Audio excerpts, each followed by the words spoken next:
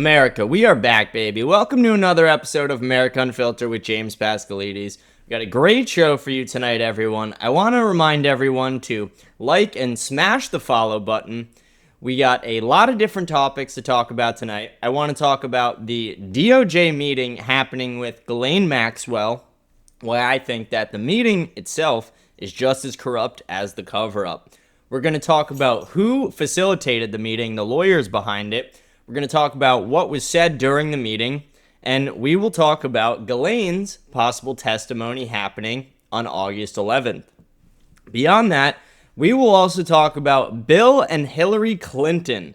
Oh yeah, the people who ran Murder, Inc. finally having to testify in front of Congress as well. This will most likely happen shortly after Ghislaine's testimony on August 11th.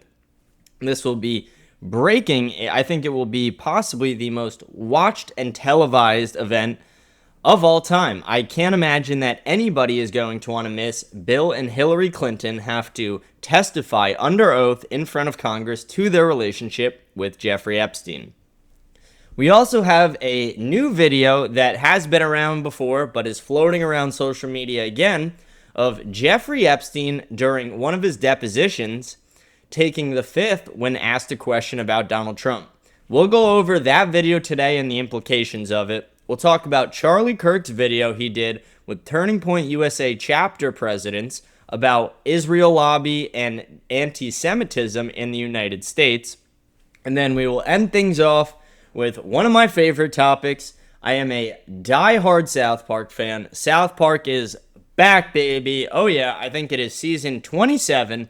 And they have an episode for the ages. No matter what side of the aisle you're on, you have to love South Park. You have to admire their creativity and the balls these guys have to attack not one group, not two groups, but every single group to ever exist. It doesn't matter what race, what religion, what gender you are under attack at some point in South Park's career. That is what makes South Park so amazing, is that not everyone loves dark humor, but for the people who do, it attacks everybody. It does not favor one group over another. It does not favor a race, a religion, or a gender. It targets everyone fairly equally, and this episode specifically targeted Donald Trump.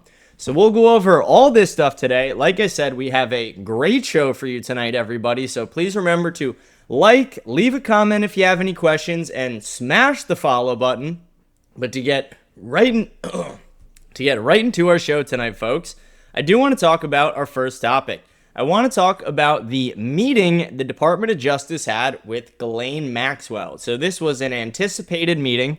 We talked about this previously in the week. We knew that this meeting was going to be happening, that Ghislaine would be meeting with the Department of Justice, with Trump's lawyers, to give answers to them allegedly. That is what they are telling the public. But what we know is it's not about that. It's about the cover-up. It is about a back-end deal being made with a corrupt individual. You can never trust a pedophile. You can never trust Ghislaine Maxwell.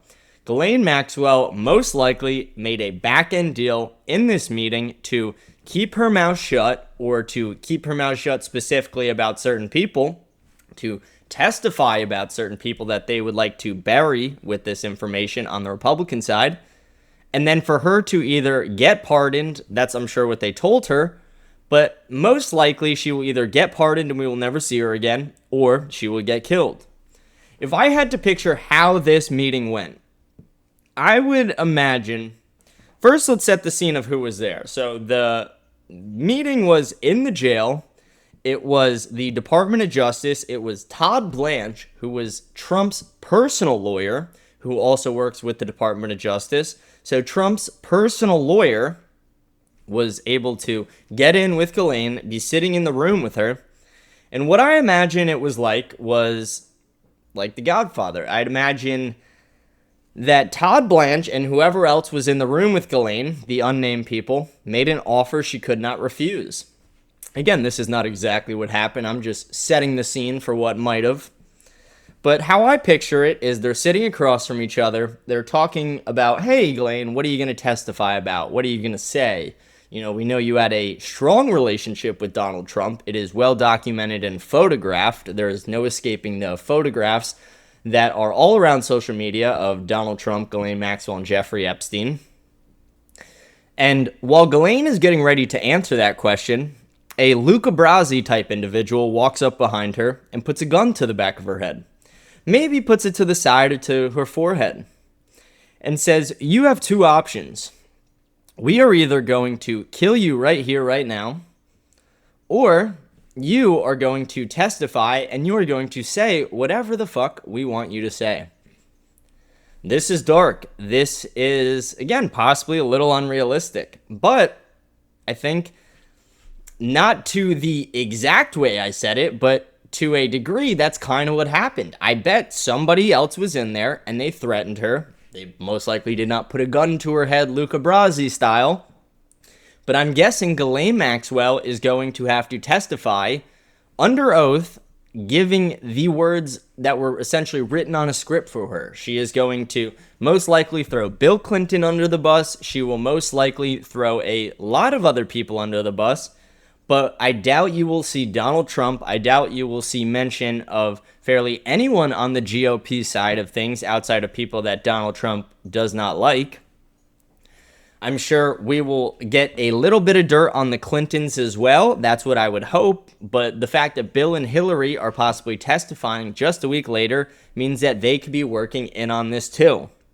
This entire thing is a conspiracy. I've been saying this for weeks now, but when there's this many coincidences that line up, when they are able to delete footage from the video, when all the overwhelming evidence just disappears, the overwhelming connections to intel just suddenly fizzles out of the media. They don't care about that thing, those things anymore. When the overwhelming evidence that this man bought his way into the upper class lifestyle and into the hearts of politicians, billionaires, and was blackmailing them, when all that evidence just starts fading away to the media, they care about it less and less and less. The people step up and we care more. This is when we're speaking out against it. This is when we need to stand up and rise up as people against these things. We need, as the American people, to show strength. We need to show that we need transparency. And we need to show that we're not going to put up with this conspiracy, because they have laid this out in front of us, that they are not even going to try and hide it well. They are going to campaign on releasing the information only to bury it themselves. They are going to send their personal lawyers to the cell of Ghislaine Maxwell to have a one-on-one, two-on-one, whatever it is, meeting with her behind closed doors, where they said she answered every question. She didn't invoke the fifth once. When they say she answered every question and is cooperating, all that says to me is that she is doing whatever they want. She is now their puppet. Ghislaine does not want to sit in jail for the next 20 years of her life. Ghislaine wants to be out and about. Ghislaine wants to be out of prison. So what's the way out of prison? To kiss the ass of Donald Trump right now.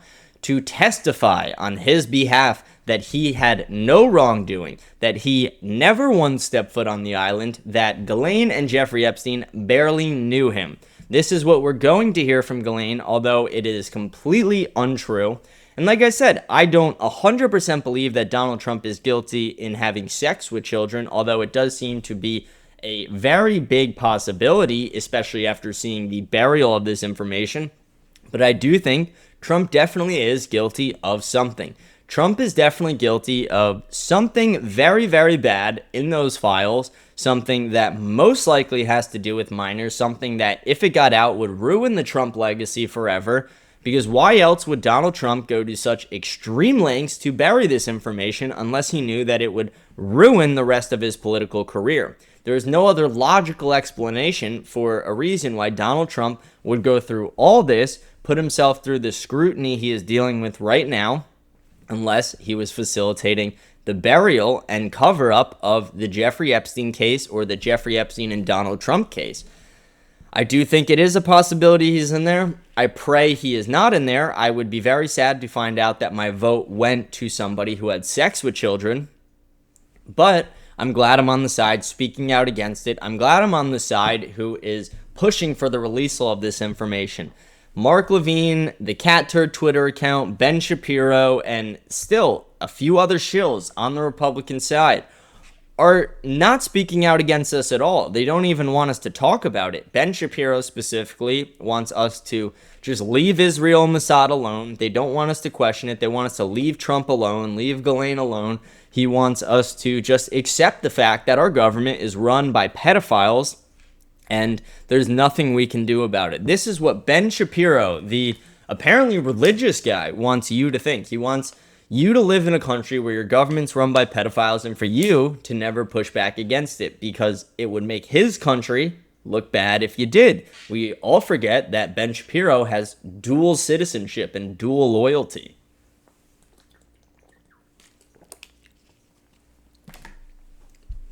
I think the most interesting testimony by far will be the Bill and Hillary testimony.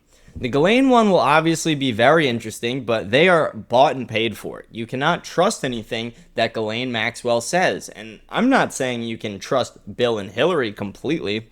You really can't trust them at all. I don't think you could trust almost any politician. But at least they are not bought and paid for by the Trump administration. That is what I do know for a fact, that Hillary Clinton and Donald Trump despise each other. So that is one plus side to the, part of them testifying, that they do have an incentive to tell the truth about Donald Trump if he was committing pedophilic acts with Jeffrey Epstein. But they also might be incentivized to keep their mouths shut, knowing that her husband is also most likely guilty, and Hillary could be very guilty too. I want to talk about this video that's been resurfacing on social media. I've seen this video in the past. I remember seeing it during the Jeffrey Epstein deposition when they were releasing little clips of it, and I honestly forgot about the video. The video has been resurfacing on social media, and the video shows during the deposition, Jeffrey Epstein is asked about his relationship with Donald Trump. He says, "Have you ever socialized with Donald Trump?" And then he goes, "Yes." And then immediately he is asked, "Have you ever socialized with Donald Trump in the presence of girls under the age of 18? Immediately, Jeffrey Epstein has a smile on his face, and he says, "While I would love to answer this question right now, at least for today, I'm going to invoke my 5th, 6th, and 14th Amendment rights." The 6th and 14th were most likely just thrown in there by his lawyer. His lawyer told him to say that part. The 5th is the real shield there that protects him from having to speak, having to possibly incriminate himself, because the question itself didn't only pertain to Donald Trump. It also pertained to himself. He wanted to, he was trying to get himself off of sex trafficking charges. So admitting that him and Donald Trump were partying with girls under the age of 18 is essentially him admitting guilt to his own crime. So that is one argument for why he invoked the 5th. The smile on his face, though, knowing that he is a protected intel asset, that he will not face prosecution like other pedophiles would, as we saw in 2007, that implies that maybe there was more to the answer, that most likely it is true. There are also more evolving stories about Epstein and Donald Trump's relationships that have come out, and we've briefly talked about this on this show, and it seems the media is finally catching up to me with this one. But Donald Trump has time and time again repeated that he stopped being friends with Jeffrey Epstein in 1999, that he kicked him out of Mar-a-Lago for trying to recruit a young waitress for sex. Then Wall Street Journal puts this breaking report out that shows that in 2004, Donald Trump sent a letter to Jeffrey Epstein, procured by Ghislaine Maxwell when she was trying to create a book for Jeffrey Epstein's 50th birthday party. Allegedly, 5 years after Donald Trump says he stopped being friends with the notorious pedophile Jeffrey Epstein, he is now writing a letter for Jeffrey Epstein's birthday. And not only is he writing a letter, he is writing a letter that has weird encoded messages. We have talked about this before, so we're not going to stay on this topic too long. But the messages themselves said that enigmas never age, that they have things in common that they will never discuss, and that, they have things to look forward to every day, and that every day there is a mystery following a drawing of a naked woman. Donald Trump then said, I don't do drawings, I don't do doodles, only for multiple people to flood social media with drawings and doodles that Donald Trump has done over the years that have sold at various auctions, sold on various websites, or that have just been taken from notebooks. These are mainly drawings of skylines, things like this, not of pictures of tits, like in the Ghislaine Maxwell or in the Jeffrey Epstein letter. But it doesn't mean that Donald Trump couldn't have drawn that. It doesn't mean that that is not true. It is odd they did not post a picture of the letter themselves, but that does not mean they don't have it. Right now, I would say it's about 70-30 whether that article is real, 70% chance that it is, and normally I would say 50-50, but with Donald Trump covering this up time and time again, why should I give him any benefit of the doubt? Why should I give any leeway to think that he might not be a pedophile? Right now, Donald Trump is just as guilty as everyone else until he can prove to us that he is not. Donald Trump is facilitating the burial of the Jeffrey Epstein information. He has been noted to be very good friends with Epstein. He lied about his relationship with Jeffrey Epstein publicly, lied about his relationship with Ghislaine Maxwell. Donald Trump, like I said, is most likely guilty in this. I pray he is not, but if he's not, he would have released the information. The fact that he has not released the information goes to show that there is something that Donald Trump wants to hide. And we talked about the other day the bombshell report as well by the Wall Street Journal that thousands of times his name was mentioned in these files and that Donald Trump took these files from the FBI. This is corruption. This is a cover-up in real time. It is extremely sad to see. I hope we can get some answers when we get these depositions from Ghislaine Maxwell, Bill and Hillary Clinton, but it is hard to trust a pedophile and two liars, the people who ran Murder, Inc. and the person who was sex trafficking girls to Jeffrey Epstein and his cronies. They're not very credible people, so it is hard to believe that anything they're going to say is true, even though it is under oath. We have to remember that Ghislaine is a Mossad agent. She is essentially trained to lie and get away with these things. I do want to go on to our next topic. We don't have a crazy long show for you tonight, folks. We're kind of ripping through these topics tonight.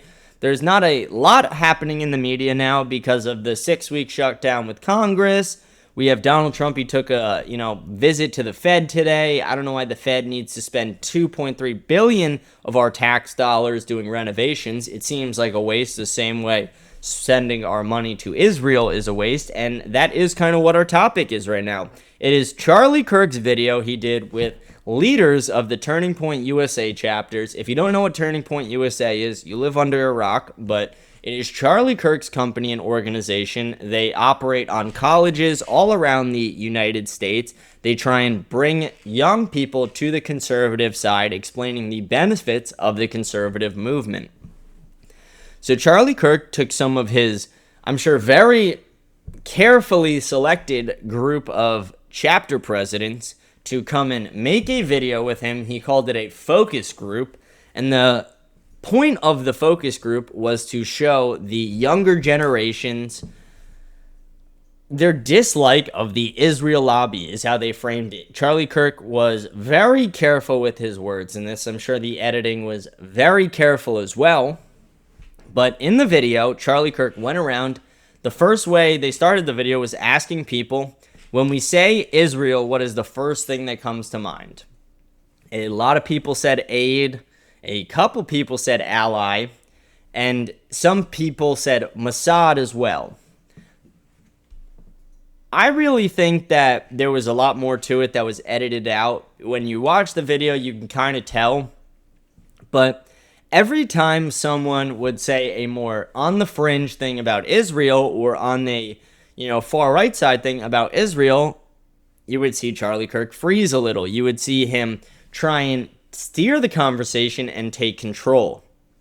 Israel takes $3.8 billion a year from the United States. Israel is a country that has free social services, free health care.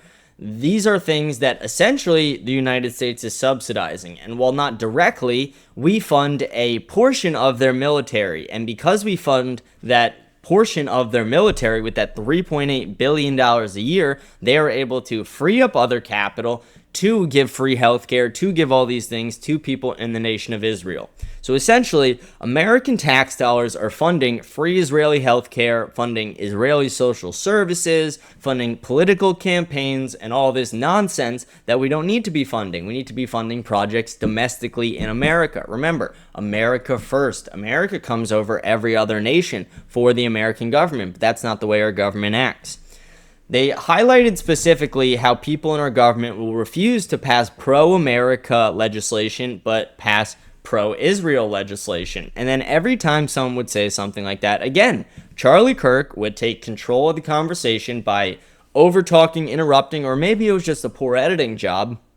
But then he would then try and frame his own argument and say, do you guys all agree with that? And he would throw a really softball argument out there that's hard to disagree with for people in the Turning Point USA chapters. And when they all agreed, it would make it seem like Israel really isn't that bad, and that there is not this overwhelming sense of, people in the younger generation not liking Israel, but there actually is. On both sides of the aisle, you have people on the left, you have people on the right, conservatives, liberals, Democrats, not really a lot of Republicans, because the Republicans seem to be the neocons now. But you have people who do not like Israel in this younger generation. They do not like the fact that Netanyahu commits war crimes and lies about it publicly. They do not like that they drag us into regime change operations. And it looks like that's what might happen in Iran again. We do not like the countless war crimes that are happening right now on the Gaza Strip. I do not like Hamas at all. I think Hamas is terrible, but the fact that they're shooting unarmed civilians waiting for aid is despicable, and no one should be able to disagree with that statement.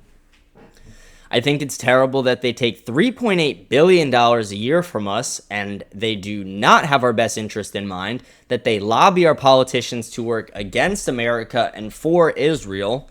I do not like that their intel agency ran a pedophile operation to blackmail our politicians, actors, our financiers, and all these people.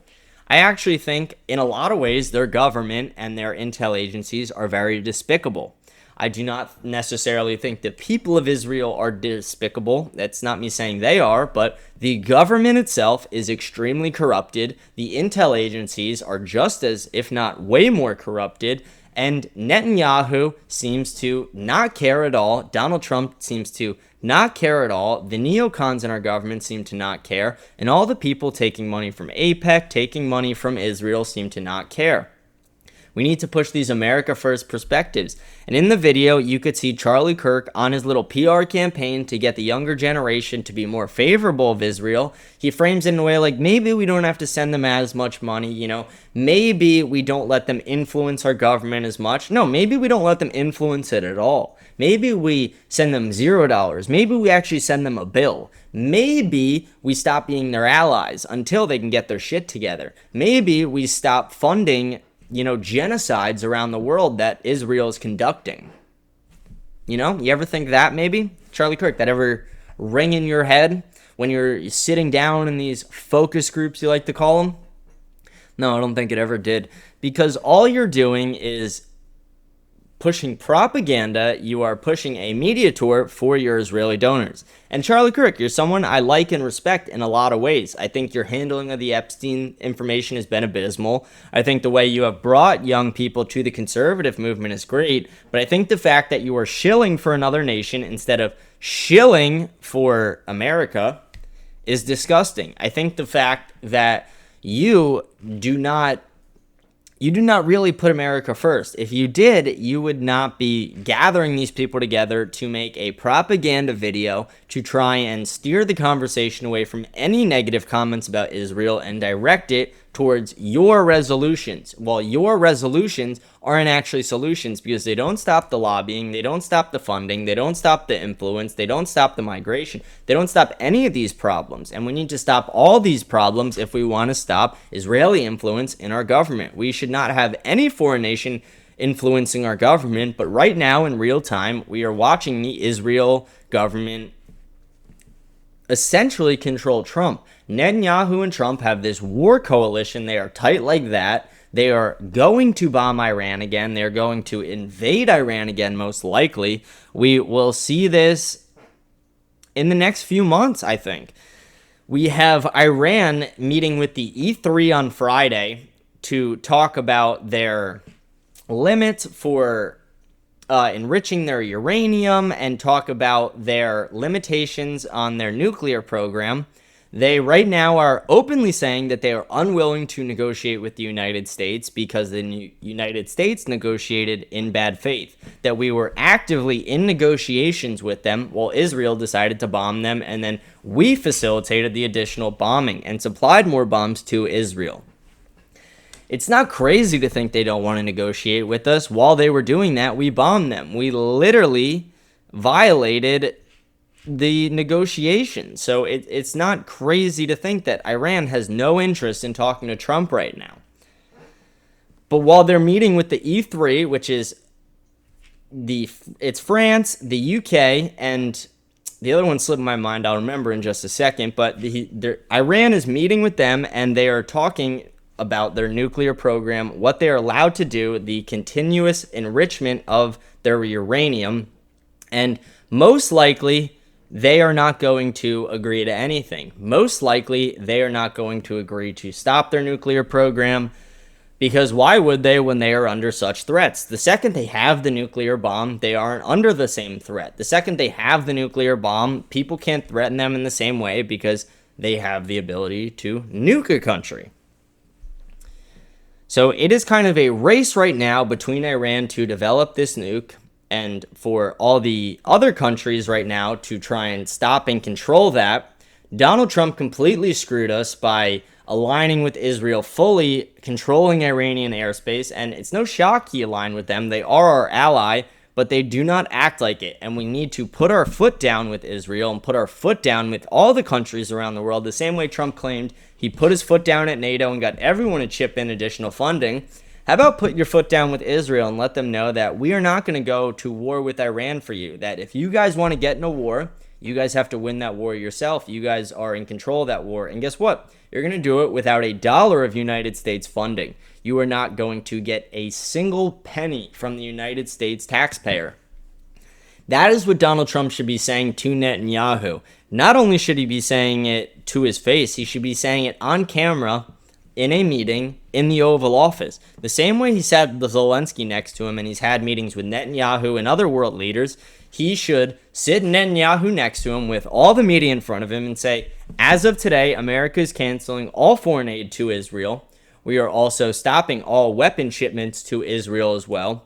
We are not going to be allies with a country that is committing war crimes, and we are not going to be allies with a country that does not have our best interests in mind and that lobbies our politicians.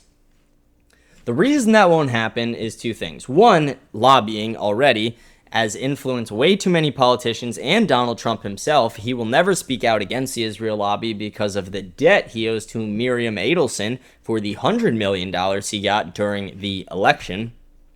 And then beyond that, Israel would go to war with us. If you think that Israel has our best interests in mind, I promise you, if we stopped funding them, if we stopped giving them all the protections that we give them, they would take it not only as a disrespectful thing, they would take it as an act of war and go to war against the United States. Obviously, we could decimate them in a day. It's not a problem for the United States. But the thing I'm trying to explain is that Israel does not have the United States' best interests in mind. And the second that all the funding is pulled, the second that everything is pulled, that will be very apparent when they immediately turn on us. Instead of saying, hey, thank you for giving us aid since the 1940s, they would immediately try and kill the president. They would go after members in Congress. They would go after citizens. You would see attacks happening. This is what would happen. Israel does not like when things like that happen. We see it happen all around the Middle East. We see the constant wars that they're always ending up in.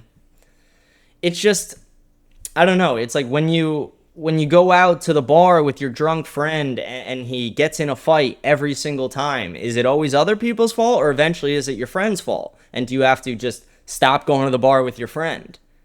I think we got to stop going to the bar with Israel. If Israel's going to drag us into every war that ever exists, okay, you guys can go do that and do it on your dime. Stop taking my dollars and funding all your wars. Stop taking my dollars and funding your pedophile operations through Mossad. I'm sick of it. Like I said, I'm upset with Charlie Kirk for this video. I think it is a propaganda video to try and swing the young side to favor Israel, when in reality we should not be favoring any country besides America. I don't want to hear anyone in America talk about sending any pennies, any dollars, any millions, any billions, anything, anywhere, not a rock, not a gun, not anything, to any country besides America. I want America to take care of America. I want the government to take care of Americans. I want the government to work for Americans. I want an American national society. I want us to live by what our founders intended for us. And I want us to be able to thrive. And we will never thrive as long as we have another government and their lobbyists choking every one of our politicians. That is what is happening right now. It happens every day in politics. I do want to go on to one of our last topic before we check if there's any daily headlines today. We have been ripping through these topics today. Our last topic, like I said in the beginning, is one of my favorite topics. We are going to talk about the new South Park episode that aired on Paramount Plus. Paramount Plus bought the rights to South Park. I'm pretty sure it was a $1.5 billion deal. You don't get that kind of deal for a TV show unless you are the shit, unless you are the funniest show to ever exist, which South Park is. I touched on it in the beginning, and I'll briefly touch on it now. South Park does not give a shit who you are, and this part might have a little bit of language in it. South Park doesn't care if you're black. It doesn't care if you're white. It does not care if you're Mexican. It does not care if you're Asian. It doesn't care if you are a man, a woman. It does not care if you are gay or straight or trans. It does not give a shit. It will attack you. If you're Republican, if you're Democrat, if you're Christian, Jewish, or Muslim, it does not matter. You are on their fucking hit list, and that's why we love it. They are hilarious. They are funny. They are edgy. They push the boundaries of what's socially acceptable, and they have always done that. They continuously push the boundaries. And in their latest episode, the 27th season, episode 1, oh yeah, it was a great one. Let's go over it today. Let's talk about the episode. The episode starts with NPR being canceled. Cartman wakes up, goes to turn on his favorite news station, NPR. He loves listening to NPR because he says it's, and this is a quote, it's gays and Jews and liberals just complaining all the time. See, again, no one is off the list. Cartman, who is a child in 3rd, 4th, 5th grade, like I don't even know, 4th grade or something. He is one of the most anti-Semitical, one of the most comical characters in the entire show. An absolute asshole, a douchebag, if I may say. And I know I'm calling a child that, but it is a cartoon character. Then it transitions from that into a scene with PC Principal. PC Principal was brought on the show in 2016 to but to make fun of PC values, political correct values. He started the PC fraternity on the show, and then now he is not PC he is PC Principal, but he's not politically correct Principal anymore. He came to the conclusion that wokeness is killing America and killing society, and that we need to push religion on these children. So now he is Power Christ Principal. he goes from the most anti-religious, the most accepting, but douchebaggiest guy to ever exist. You know, he beat the ever-living piss out of Cartman in a bathroom in the first episode that he was in the show because Cartman called Jared from Subway the pedophile a spokesman instead of spokesperson, because PC Principal took that as, oh, so are you saying that women can't do spokesman jobs as well as men can do? That, again, the guy who was the most PC individual to ever exist, who beat the shit out of Kyle, the other child in the show, for not saying that Caitlyn Jenner was a hero, again, is now power Christ principle. So Jesus is back in South Park, and then Jesus came down, and Jesus gave a speech to the South Park people. We then also saw a funny little AI joke where Randy was joking about, he was laying next to his wife in bed, and he was talking to AI on his phone, and he was saying, "Good night, sweetheart, hope you sleep well," to the AI instead of his wife. So they make dating AI jokes. Then, this is where it gets funny. They made Mr. Garrison, who turned into Mrs. Garrison, and then back to Mr. Garrison, and then Mrs. Garrison and Mr. Garrison again, into Donald Trump years ago. This was a playful, laugh on the transition they have had, the constant transitioning that Mr. Garrison has had from Mr. to Mrs. Garrison, finally transitioning him to Donald Trump. Then, in this most recent episode, all the people in South Park are upset. They said, we thought we were going to get deportations. We thought they were going to get these things, but all we're getting is a president who is suing everybody and a president who is hiding the Epstein files. So they dive right into that, take cracks at it. People forget that South Park is the Made in 7 Days show. So the episodes air every Wednesday night at 10 p.m. I'm pretty sure. It could be 9 p.m., but I think 10. And then immediately on Thursday morning is when the creation of next week's episode starts. That way they can keep the topics as relevant as possible. They can make it as hilarious as possible and up to date as possible. So they were able to talk about the Epstein things, even though the burial is just happening now. That is the beauty of South Park. They went to all go confront Donald Trump, who would have been Mr. Garrison.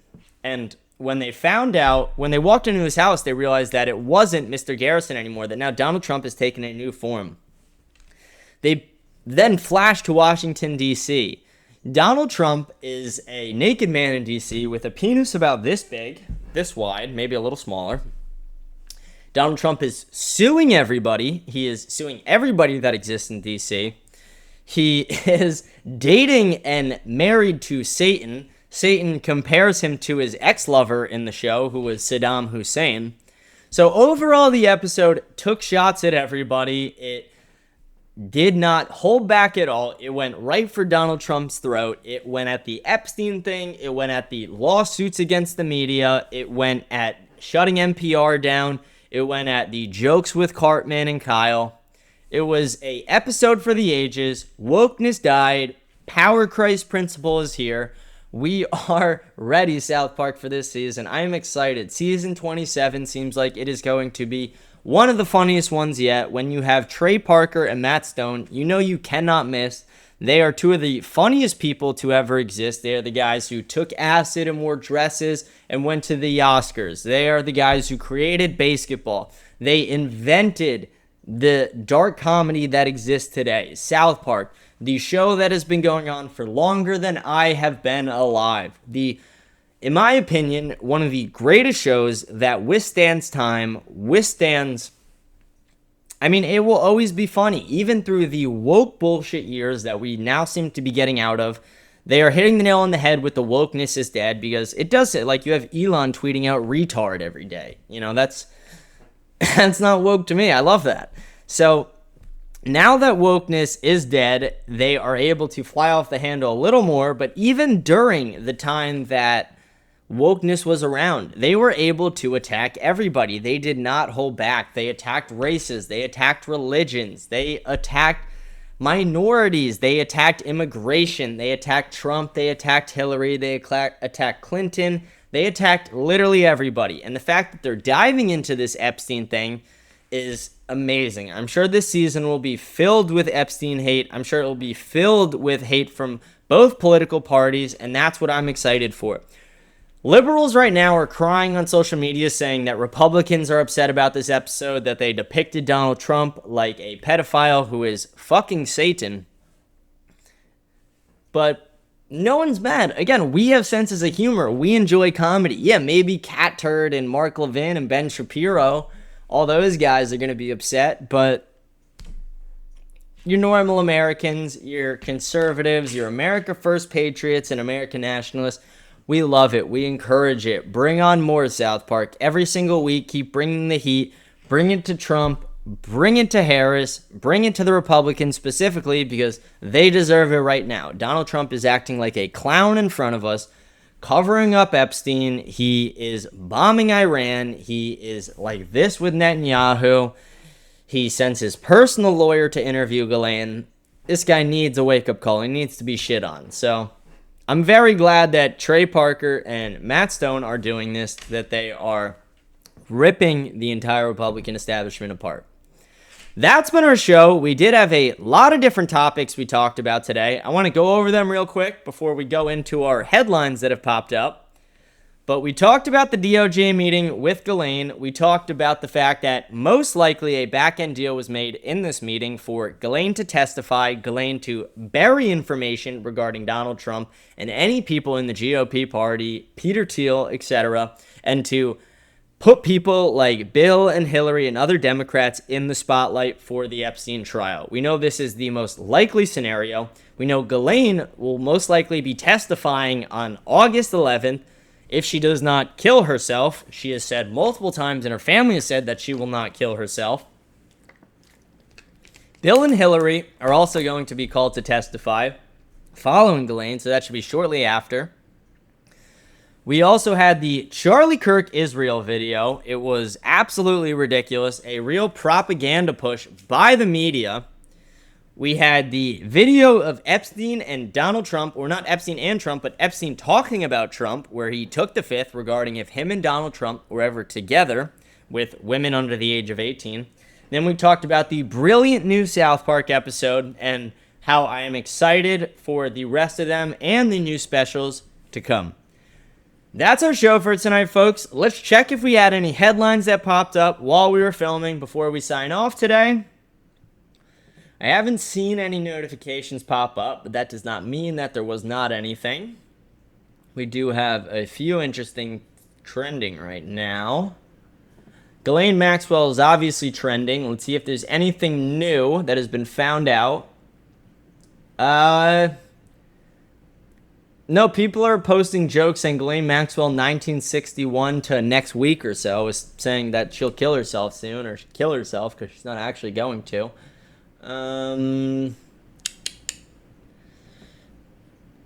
That is all that's on Ghislaine. Not a lot there. Let's see what this is right here.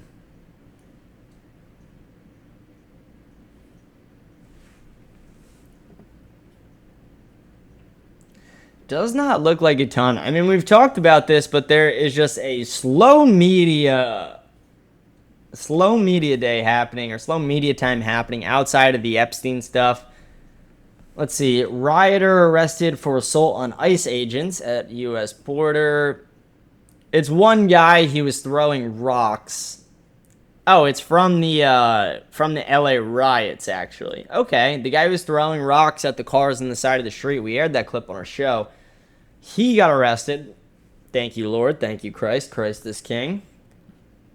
Let's see. Trump name in Epstein files. This judge rejects disclosure. We already said that.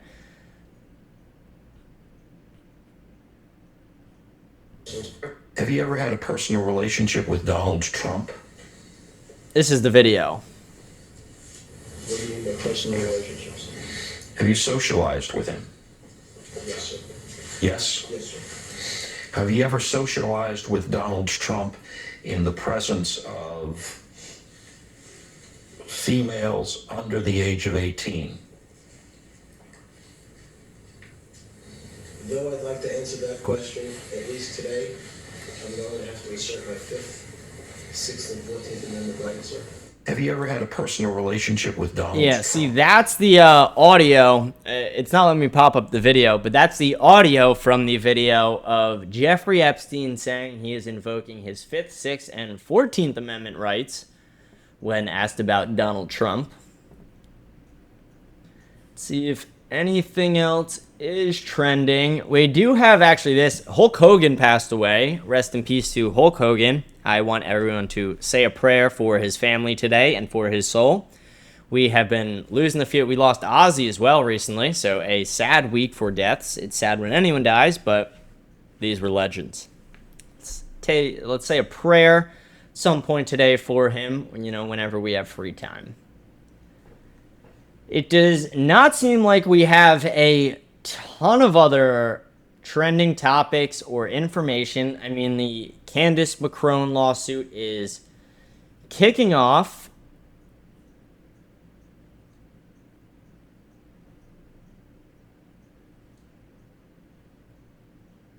France is saying that they will officially recognize the state of Palestine as well. And then Netanyahu, we strongly condemn President Macron's decision to recognize a Palestinian state next to Tel Aviv in the wake of the October 7th massacre. Such a move rewards terror and risks creating another Iranian proxy just as Gaza became. A Palestinian state in these conditions would be a launch pad to annihilate Israel, not to live in peace beside it. Let's be clear, the Palestinians do not seek a state alongside Israel. They seek a state instead of Israel.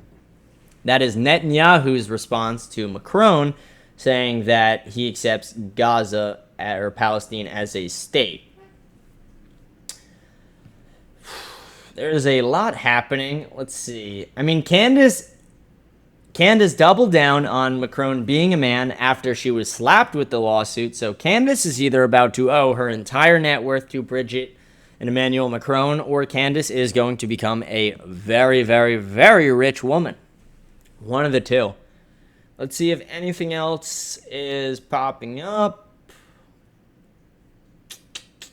It does not really look like it.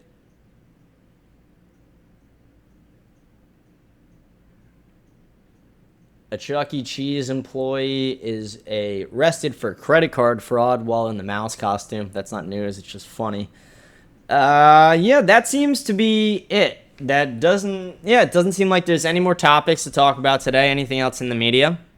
I hope you guys enjoyed the show today. Again, please remember to smash the follow button, leave a comment if you have any questions, send a super chat if you have any as well.